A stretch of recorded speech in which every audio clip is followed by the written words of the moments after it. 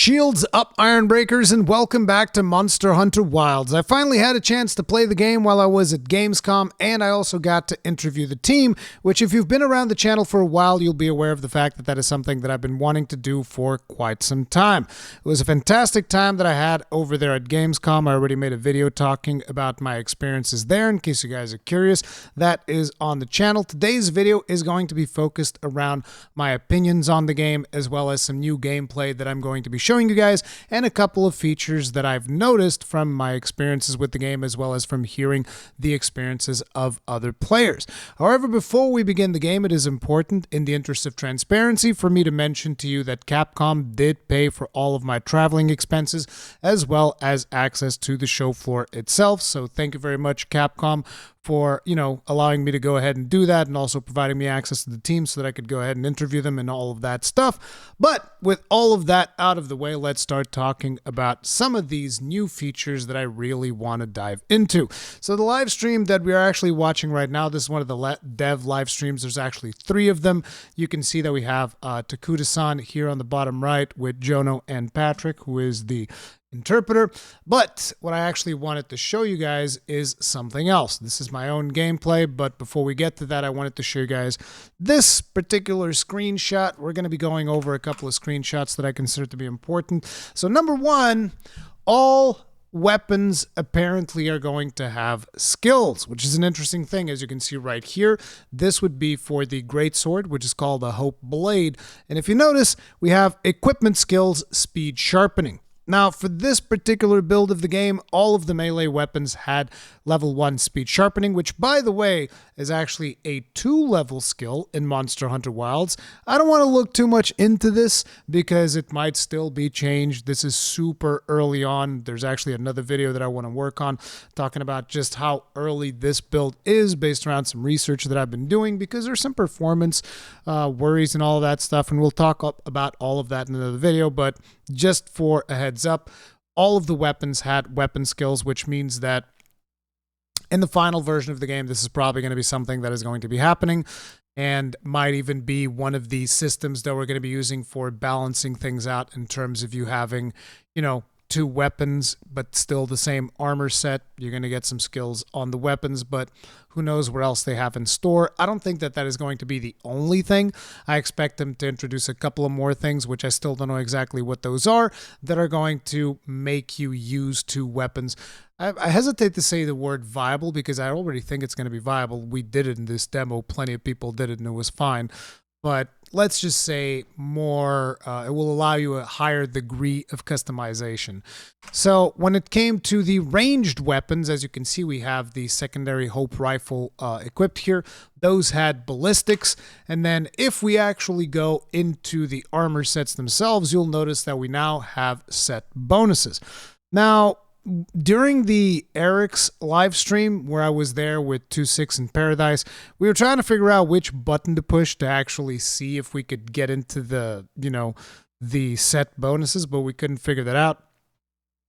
But basically, Doshiguma Power has a 2-set bonus called Powerhouse, and then a 4-set bonus called Powerhouse 2. Now, I was actually already talking with Gaijin. We have a Third Fleet podcast on the way to the channel fairly soon, so look forward to that. But apparently this skill is going to be something that relates potentially to power clashes, which we're going to be talking about a little bit further in my gameplay. But basically, I think the idea is that this maybe makes power clashes more powerful so that you deal more damage during power clashes, which is actually pretty cool because I got a bunch of power clashes. But considering how often those happen, this would have to be pretty significant to have a 4-piece set bonus.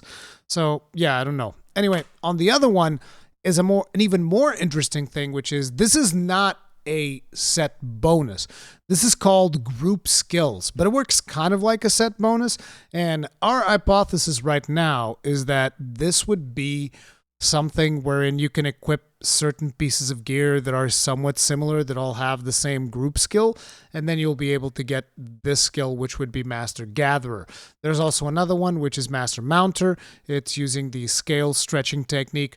So this is interesting because you can mix and match different armor sets, which we still don't know which those armor sets are going to be. And again, this is a little bit of theory crafting here from just what we're looking at, because I didn't really ask anything about this in the interview, because, you know, the interview was kind of hard to do based on the fact that there was the whole translation thing going on. But, you know, you guys get the idea. There's set bonus and there's group skills that allow you to get set bonuses from mixed sets, which in my opinion is something that is really cool. I'm not going to be diving any further into like specific skills for these sets because all of this is subject to change, as you should well know by now because of the way that world worked. Now, we are going to be jumping into my section of gameplay. This is 19 minutes and 23 seconds.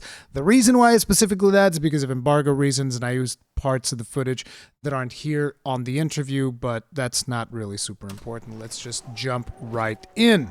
Now, the volume should be fairly loud. Let me actually lower that just a smidge, making sure that you guys can still hear me. So this was the beginning of my hunt, and this time around, because, you know, I was thinking to myself, you know what, this build isn't scaled to 4 players, and so we just straight up get a sneak attack in, but my thought process was, I'm going to go ahead and hunt the entire Doshiguma pack, which is clearly not a particularly good idea, but, you know, I tried doing it anyways. But before we even jump into that, it's important to mention the way that sneak attacks work. And this is based on a conversation that I had with Joe Bustos it was Joe Bustos and Jono during one of the podcasts that I did. They told me that this is going to be something that you only get to do on your very first attack on the monster, and after that you don't get to do it anymore. So I don't think that this is going to be spammable. Maybe there will be ways to kind of like reset it where you can get more than one sneak attack, but I don't think it's going to be something that you're going to be just constantly, oh, sneak attack. You'll notice that in here I actually used the Ghillie Mantle. The reasoning behind that is because we obviously have a pack of Doshigumas, so it's not just one Doshiguma, and therefore if you try sneaking up on them, one of them is going to spot you. So using the Ghillie Mantle lets you just go in there, press circle. You'll actually be able to see the prompt right there. Boom. When you're close enough, the monster hasn't spotted you, you can just go ahead and do a sneak attack. You don't need to use the Ghillie Mantle for sneak attacks. You can actually just like sneak up to a monster and pop them just like that. Now, another really cool thing that you'll notice is that once the Ghillie Mantle gets used up, even though we still have it equipped, it is instantly regenerating its timer. I don't know if it regenerates faster or slower, depending on whether or not the Ghillie Mantle is equipped, because quite simply, my time with the build was limited, and I wasn't going to do too much testing in terms of, oh, let me just sit here and see how long it takes for this thing to recharge, depending on whether or not it is equipped, right? These are just things that on a limited time frame, I'm not going to be doing that much testing on, but still pretty cool. We busted the Doshiguma with the sneak attack, and then I'm just going to go in and start trying to get some punish in, but you know. Now, you've just seen Alma say they've issued us supplies. Let's put them to good use. This is something that actually happens, and you guys will see other examples of it throughout this gameplay.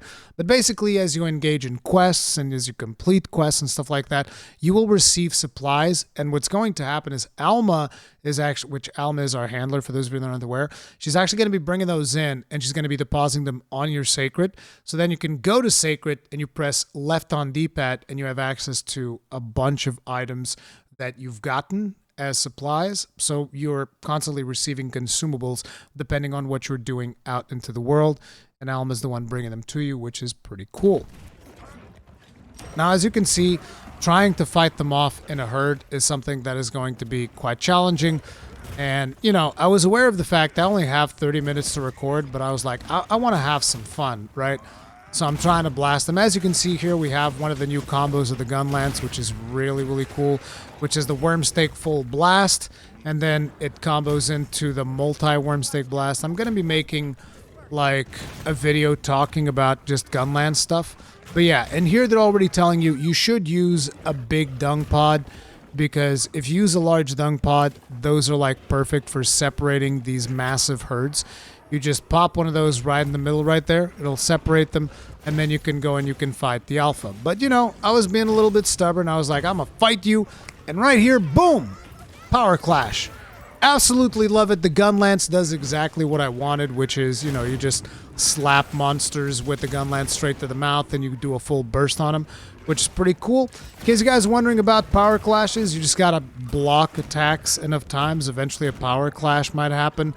I don't necessarily think that you need to parry to get a power clash, but because I was always trying to parry, sometimes it makes it hard to see whether or not that was a parry. But all I can tell you is that I got plenty of power clashes by just blocking. Now right there, we popped a large dung pod, which kind of like separates the herd, and now we can go after the Alpha Doshiguma. Now the reason I did that, because I know I usually don't really tend to use dung pods. The reason I use a dung pod is quite simply in the interest of time. I was like, okay, I want to be able to actually deal some damage to this and fight it properly, because fighting them like this gets annoying after a while, and this is probably what I'm going to be doing in the final game, fighting big packs, but in the final game I'm going to have more time to play. And here I was like, okay, I need to be wary of the actual time that I have. Another thing that you'll notice, Gunlance has a bunch of guard points during reloads now, which is pretty cool. Because, you know, previously we were super vulnerable when we were reloading, or, you know, Gunlance in general just felt like a very vulnerable weapon because the recovery times into shield and stuff like that. And I'm talking specifically in World Iceborne was kind of annoying. But there you go. That's the large dung pod. Split them up. And in there, right there, what you see here is the smart healing system, which is a new healing mode that you have in the game that basically selects which potion to use based on how much health you have. So in this case, we're going to go and we're going to use smart healing, and it is going to pop a mega potion because of where our health is at. Now, another thing that's been happening throughout the community is a lot of people have been discussing the squiggly HP lines. This is basically the way that your HP is in this particular build. I don't know if that is going to be the case for the final version or not. I guess it's going to depend on player feedback. Me personally, I'm kind of neutral on it. I know that some players don't like it. If you pay attention to that health bar, you'll notice that sometimes when a monster's doing a big attack, the squiggly line goes red and starts going all over the place. One of the things that I did notice the very first time that I played the game was that when I was lower on health, because the squiggly bar goes red whenever the monsters start attacking, sometimes I was like, I'm not exactly sure how much health do I have, because this whole thing is just glowing red. I'm not sure if, you know, my health is just in the red or if my health is in the green, but it's just, you know, it was a little bit overwhelming, but it is also something that I feel like I will get used to pretty fast, so I don't really have a problem with it. And yeah, Smart Healing chooses the potions for you, so right now we probably drank a Mega Potion I would have expected, but maybe if our health was a little bit closer to full, it would have given us a regular potion. Right here, it swapped the weather time for lightning time. I don't know exactly what the name of it is. They have these very specific names for it. But basically when this happens, you know, lightning's going to start falling down from the sky. It is very fast. I believe that it actually happens on the whole map. But I was talking with Gadget, who was saying, oh no, I saw footage where people like lured monsters away from, I think the thing is called affluency or something like that. But they lured it away and they were able to fight them in the normal mode. I just think that probably in the footage that Gaijin was watching, what ended up happening was the lightning time passed and then it just came back to normal, the Age of Plenty or whatever it's called. But the reality is I just don't know. It could be anything. So we're still going after the alpha. Now, whenever you are in Sacred, there are two things that you can do for dismounts. You can press triangle and circle. That's going to do like a proper dismounting attack, which the one that you saw there was an aerial full burst. Or you can press X to jump off of Sacred, at which point you have all of the options that you would have had if you were aerial with a sheathed weapon. So in the case of the Gunlance, you can press R2 for a slam, or you can press triangle for a poke. And in the case of different weapons, you'll get the aerial options that those weapons have whenever your weapon is sheathed. So, for instance, with the Charge Blade, one of the ones that I like to do is jump off and press R2 to get an axe swing, as opposed to what you get, which is triangle circle, and it does like 2 slashes of the sword. But, you're also going to be seeing a little bit of Charge Blade gameplay here, but the reality is, for this particular capture session, I focused more on Lance and Gun Lance. And also Ray Dow kicked my ass on here.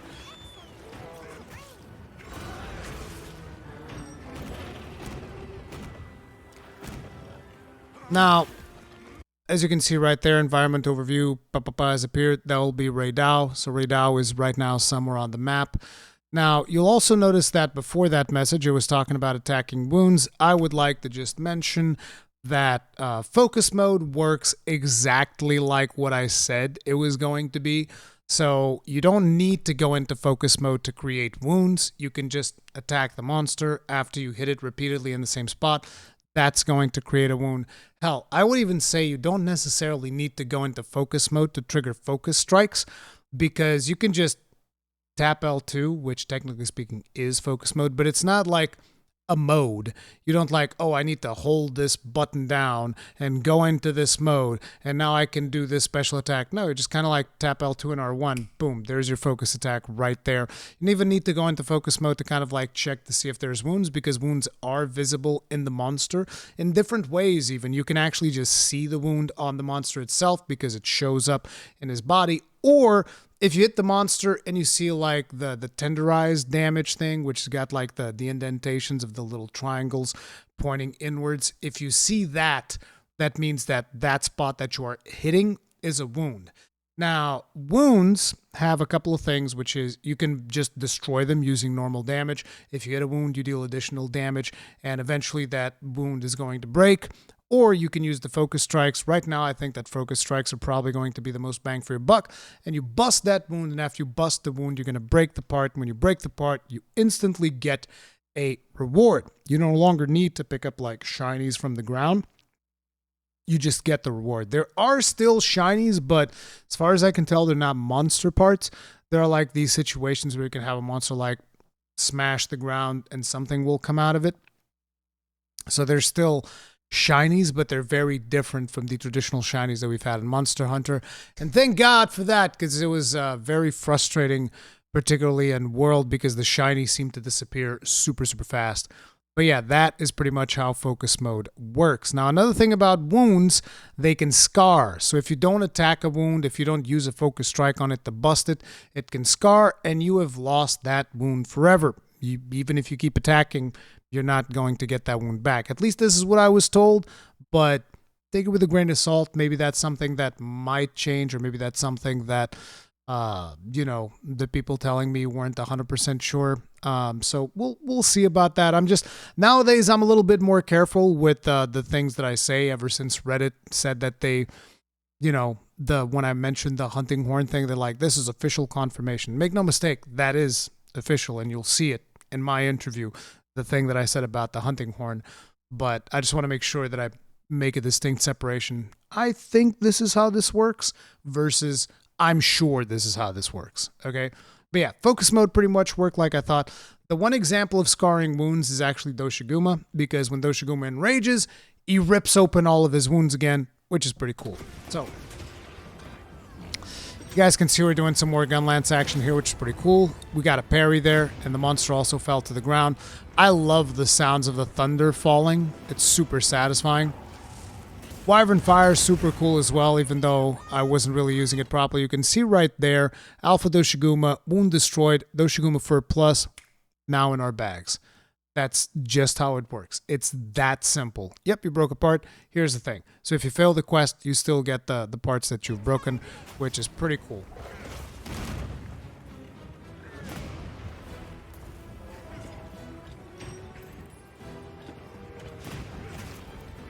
As you can see, your Palico still has gadgets. Right now he's using some type of tanking thing. It seems that he can actually do pretty much whatever he wants.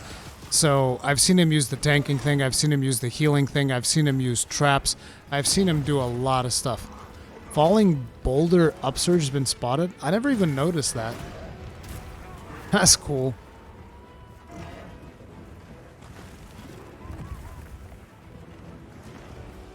We're going to go ahead for another Wyvern Fire. Even though he does have a wound, you can see it there. That's another 2 breaks. That's another 2 parts that we've just gotten. I do believe we busted up the other wound that he had, but we should have probably used the Focus Strike. Would have been a little bit more useful, but it is what it is. Another important thing for all of you Gunlance lovers out there, which I will be breaking down later on, we get 2 Wyvern Fire charges. There's a wound forming in his ass. You know what happens next. Yep, that's a worm stake. Fire in the hole! Boom! That's another wound busted. That's another part. I do believe that they probably made the demo a little bit easier than the final game. At least I hope that the monsters are significantly harder than we were getting in this demo, because I was able to pretty much brutalize them. You see when he enrages and the wounds are opening back up? That's the enrage right there. So at this point, you can kind of just like mash your focus strikes, and you'll deal a ton of damage. You'll just completely mess them up. And in case you guys are wondering how the focus strikes work in multiplayer, basically whoever claims the wound claims the wound. So if I claim a wound, you don't get to claim a wound, and so on and so forth. So there's going to be a first come, first served basis. So most likely most of the dual blades users will steal them because they just spin so fast. Actually, I don't know what the dual blades focus strike is. I would imagine that people who steal focus strikes are going to be whoever has the fastest animation. Yeah, we'll see how that pans out. It'll also be interesting to see if you can actually have 2 people attack at the same time and get those focus wounds. There it is, another Wyvern Fire. I think the game plays absolutely amazing. The pacing of the game feels more in line with what we've come to expect from Monster Hunter World, more so than Rise and Sunbreak, which I know was a concern for a lot of people. People were like, oh, is this going to play more like Rise, or going to play more like World? This feels like the natural evolution of what we got with World. At least that's the vibe that I've gotten from what I've played so far. The animations are super detailed. There's a huge focus on the ecosystem. And again, this is a topic that is discussed in my interview, which might already be up on the channel by the time you watch this video.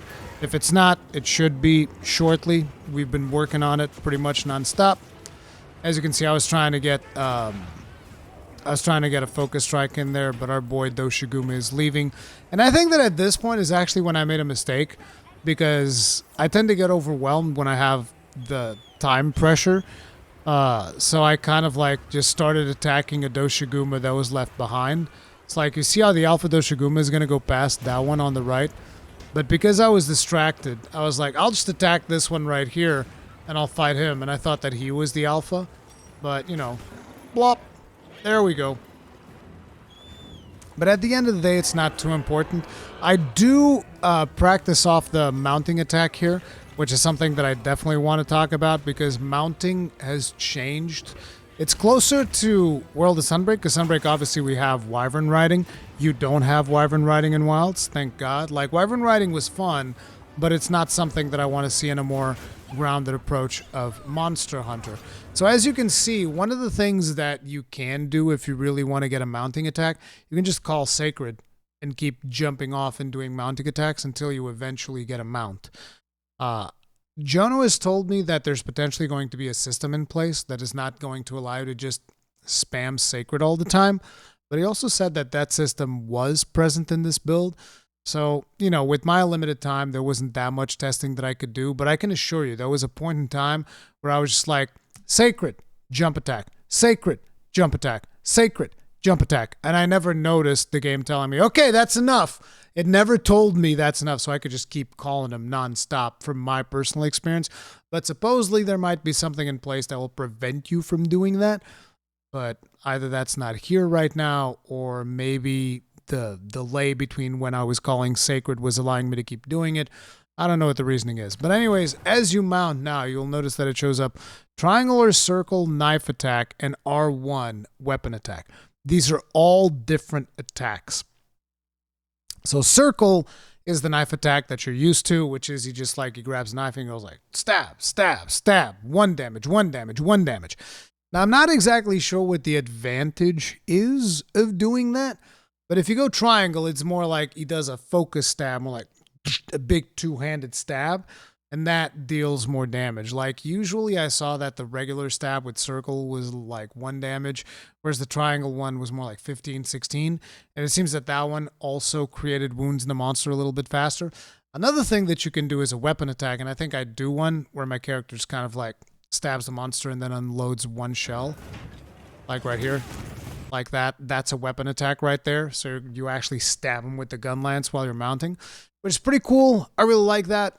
Again, at this point in time, I don't know exactly what is the advantage between one or the other, but all I can tell you is what appears to be your objective is to create a wound whenever you mount. And then after you create a wound, you're going to be able to go ahead and just, you know, do your focus finisher, which is, it's pretty good. You guys got to see some of that. Look at this. We got a wound in the head, and now I'm just going to go like, all right, well, here you go, buddy. Let me just drill some sense into you. So I basically put the stake in him while drilling it into him, and then it explodes, which is super cool. I absolutely love it. I love how brutal it is. It's friggin' awesome.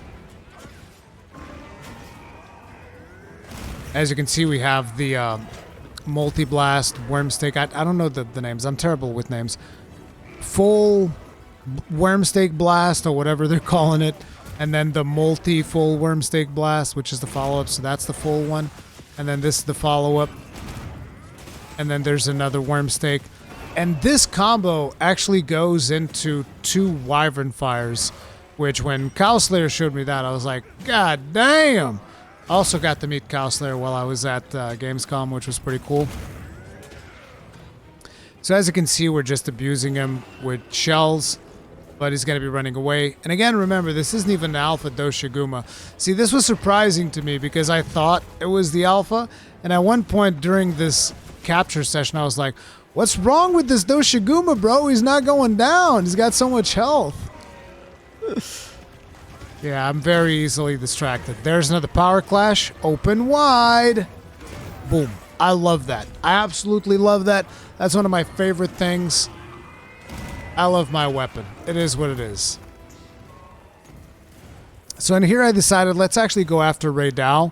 But this was very short-lived because Ray Dow just like destroyed me. But we were able to get a mounting finisher with the Charge Blade. Unfortunately, in this gameplay, I don't show that much Charge Blade, but if you want Charge Blade, you can go to my stream. There's a little bit more Charge Blade in there. Now, the really cool thing is, look at this mounted finisher right here. That is brutal, dude. That animation, wound destroyed, instant carapace, lovely. You'll love to see it.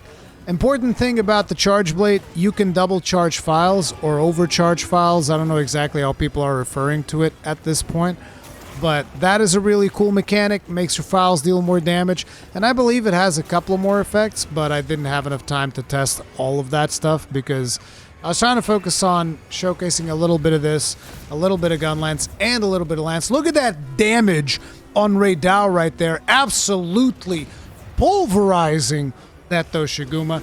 Another really cool thing, listen to the sounds of Ray Dow. I love it. It almost sounds alien, you know? It's like the sound of strings against metal or something. It is really cool. We came very close to dying there, but don't you worry, because that didn't last very long. Because Ray Dow was like, oh, you were really close to dying. Let me fix that real quick. Zappity zap. I love the details of him, like, you know, closing his little thing to fire the lightning. I think that's really cool. So in here I was charging the shield. I wanted to double charge the files, but Ray Dow put an end to my little mission here right quick. Ooh, that was close. Zappity zap! He just deals so much damage. I wish I had had more time, more gameplay time, because I wanted to fight him more. And by the way, there's a lot of people who still believe that Ray Dow is the flagship monster. He's not. Did you guys hear those sounds, those metallic sounds? That's Ray Dow. It's a little bit weird. Very alien. I love it. There you go. Boom. Zappity zap. You're dead. There's one of our new carding animations. There's still the traditional carding animation. I've seen that on, you know, social media. This, I love. I absolutely love this. Basically, this is one of the new meal systems, and you use the BBQ, and you cook yourself some food, and you get different buffs based on the food that you use. As you can see right here, this, if we use the drool shroom, we get the black belt, reduces stamina depletion, performs stamina draining moves. If you use mud shrimp, I believe you get something similar to evade window, which is really cool. But the detail that I love is the fact that the ingredients you put in here are actually going to be the ingredients that show up in the cooking animation, which is greatly appreciated.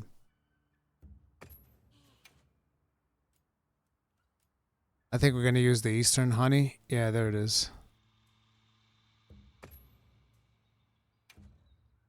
And now look, we got the beef, we got the shrimp, we also have the honey on there.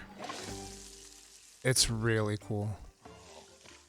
And the animation of your hunter eating it too. I love it. I absolutely love it. I'm totally into it. In here, we also, I also swapped over to the lance, which this is a weapon that I'm not super familiar with at this point because last time I played it was Monster Hunter World Iceborne, but I just wanted to check out the lance, see how it feels. It feels so good to play. It's so juicy, dude. And I don't even know what I'm doing. That was the best part. Like, look at this. We're going to go at this Doshiguma. It's going to be disgusting. Like, that right there was parry, but I don't know exactly what to do as a follow-up. It was probably triangle circle. But, you know. Actually, we can see what it is. Because I can back and I can pause and I can actually look at the thing here on the top right. I'm curious to see what the follow-up for this was. So let's actually check it out. Get in there. Beat the crap out of this dude. Yeah, let's go.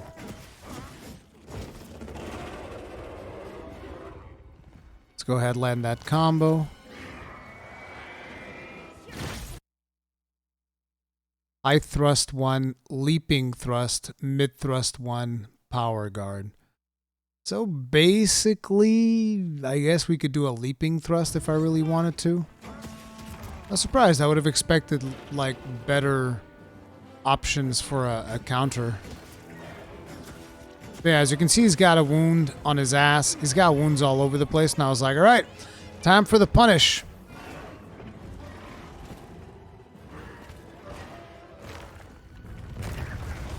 There's the focus attack, which I absolutely love. You basically bash with the shield, and then you keep pushing, and then you eventually do a running poke. It feels so satisfying. I was like, hells yeah! Have some more shield bashes, you bastard! Also, you can turn around. As you can see, I did like almost a 90-degree turn, pretty much, using focus mode. That's the thing about focus mode, is that it allows you to reposition yourself. This is what lets you, for instance, if you're doing like a true charge slash, you can straight up do a 180 true charge slash, if that's something that you want to do by using focus mode. But it's not that different than stuff that we've had in the past, like with the camera lock features of older games like For You or Generations Ultimate. You'd be able to lock on the camera to the monster and you just tap a button and it would reposition you. The difference is that you wouldn't be able to follow through with attacks when you did it back in the day. We're going to swap back into gun lance because you guys know me, I love gun lance. Boom, look at that aerial shelling right there. But yeah, back in the day you wouldn't be able to adjust your attacks, and now you can do that. I know that's going to be something that not everybody is going to enjoy, but personally, I don't have a big issue with that. I was trying to get fancy there with like the shell repositionings, which I still haven't really mastered how to use those properly. But it's pretty fun to do, so yeah. Right there, that's another broken piece, Doshiguma Fur Plus. We're gonna keep the punishes there. I still have the muscle memory to do the old, more traditional full burst combo. Like you saw me right there, turn midway through the combo. And this is actually the Wyvern Fire combo, because I went from the full multi-stake full burst into Wyvern Fire. I could have actually done a second Wyvern Fire if the monster was still alive. Climbing on top of the monster is also really cool. And another really cool thing is the fact that when you end the quest, you don't immediately go to town, so you can just keep hunting, which is something that I can appreciate, because then there's also a little bit of variation in the things that you are hunting.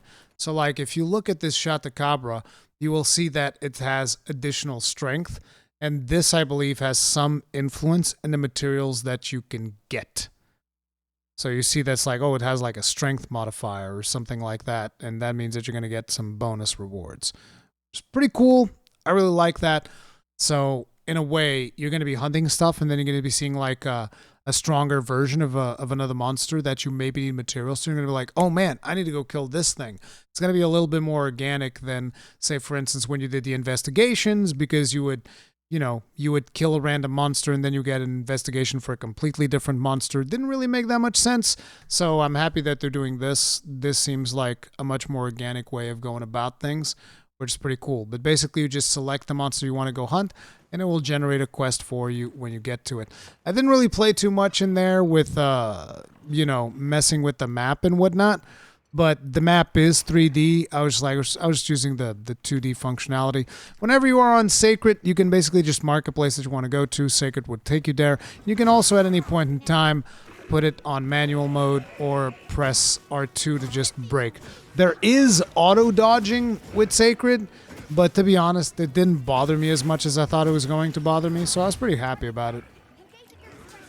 So as you can see right here, we're going to go after this Shatacabra, and we just dismantled this poor boy. Like, I felt bad about it. That's how bad it was. We absolutely shredded him. Shatacabra is very much a pushover. I hope they buff him significantly by the time the game comes out. I do think that that is going to be important. But right there we have our boy powering up, gluing some rocks to his fists. I was like, I don't care, bro. It seems like the parries do automatic like shield bashes as well with the lance, which I kind of dig. You can see it's just like doing the poke, because that's the thing that I liked about lance. I really like what they're doing here. Although I will say, I'm also tempted of picking up a ranged weapon, because another thing that they've said that you can't really see in my gameplay, because I'm not going to be using ranged weapons, but one of the things that has changed is, for instance, when it comes to bows, you can now get coatings by doing these perfect dodges or by landing hits on the monster, which is really cool. So coatings are pretty much infinite, but they have a mechanic for you to recover them. Look at all these focus strikes, dude. It's disgusting what is happening to this animal right now with the lance. And I want you to keep in mind, I'm very much a lance noob when it comes to wilds, but I'll be damned if it doesn't feel really, really good to play, okay? I absolutely love it. But yeah, both bows and bow guns will have less ammo management, because in the case of bows, you just have infinite coatings. All you have to do is play with the mechanics of the bow, do perfect dodges, and land multiple attacks on enemies, and you will get them.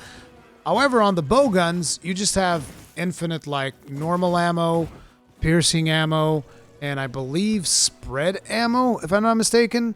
I've seen a video from Fumito. Fumito goes over all of this stuff. If you're more curious about ranged weapons, you should definitely check him out, because he's much more of an expert in that stuff than me. But that type of stuff actually makes me want to play heavy bowgun, because it's like the main reason why I don't play the bowguns is because I don't want to have to deal with gathering materials to craft ammunition, because I'm lazy when it comes to crafting ammunition. I don't like being limited in terms of ammunition. So the fact that there's going to be a couple of ammos that are going to be infinite has me really excited to maybe try that out a little bit more. Because, you know, I love things like Wyvern Fire and Wyvern Heart, actually, and Wyvern Snipe. So, yeah, I like that. As you can see, we swapped back to the gun lance because it's just too fun, okay? I love doing gun lance. But yeah, we shelled the crap out of these dudes. he is pretty much busted. While we're finishing him off, I'd also mention that you can build pop-up camps, and pop-up camps can be destroyed. We actually saw that happening on Eric's stream, which is also pretty good. And barrel bombs can not only be placed, but they can also be picked up and thrown, which was also seen in the developer live streams. But yeah, overall, my feelings on this gameplay is that this is the next evolution of the Monster Hunter franchise. This is pretty much everything that I've wanted, and on top of it, my weapon feels so much better than it ever did, while still remaining a more grounded entry in Monster Hunter. So I'm super excited for the future of the game, even if there are some convenience features in there that I'm like, you know, things like, for instance, sharpening on Sacred, I'm not a huge fan of, because it feels too free, you know? I just call Sacred, go up on top of him, sharpen, and a lot of people like to say, well, just don't do it then. But it's like, why should I play with two hands tied behind my back? I just feel like the game just shouldn't have those things. It makes it too easy, in my opinion. But, you know, maybe I will be proven wrong. Maybe I will be humbled by getting my face smashed open by a bunch of monsters. We'll see how that goes. But at the moment, I think that would be one of my biggest criticisms, is that I feel like getting on Sacred to sharpen and heal is too free. It's just straight up too free. Like, get hit, call Sacred, heal, sharpen, re-engage the monster with a jumping attack from which you can potentially get a mount. It feels very free. That, and obviously, I would have loved to eventually see a Monster Hunter where we don't get restocking. But I think it's, you know, that toothpaste is not going back into the bottle, you know? That's pretty much the way that I feel. But overall, absolutely loved it. Had an absolute blast playing the game. Wanted to play way more, but unfortunately we had limited time. Loved my weapon. Loved playing Charge Blade. Also really enjoyed playing Lance, and what I've seen of the Sword and Shield has me super excited, because I got to see Jono play Sword and Shield on the Eric stream, and I absolutely loved it. Monsters feel fantastic to fight. I had a blast fighting all of the monsters demo. The one monster that I didn't fight that much was Balahara, because he was usually hiding a little bit more. But Chatacabra is just like he's just like a target dummy, really. That's what Chatacabra is for. Though Shiguma is a little bit harder than Chatacabra. And then Ray Dow, he's the man. He's the man. But yeah, I can't wait to play more, basically, is where I'm at. But I think we're in for one of the best Monster Hunter experiences we've ever had. And I've barely even touched up on the music. Like, some of the music that we get with Monster Hunter Wilds, it has me more excited about music than I've been in terms of Monster Hunter music in quite a while. Because, like, I like the Monster Hunter music, don't get me wrong, but there's something about Wilds that feels even more special. I don't know, guys. I know that I'm super excited about it. I know that I'm biased. I've said it multiple times, but it is what it is. I can't wait to basically spend thousands of hours playing this game and its inevitable G-Rank expansion. But what about you guys? Let me know how you feel about it. Let me know. Mostly one of the things that I'm really curious is, what are your concerns? Because I've been seeing some concerns from people. I'm going to be making a video about the performance stuff. But if you have other concerns, let me know in the comment section down below. For now, that is going to be it. Thank you all very much for watching. I'll see you guys in the next one. Stay strong. Stay safe. Peace out.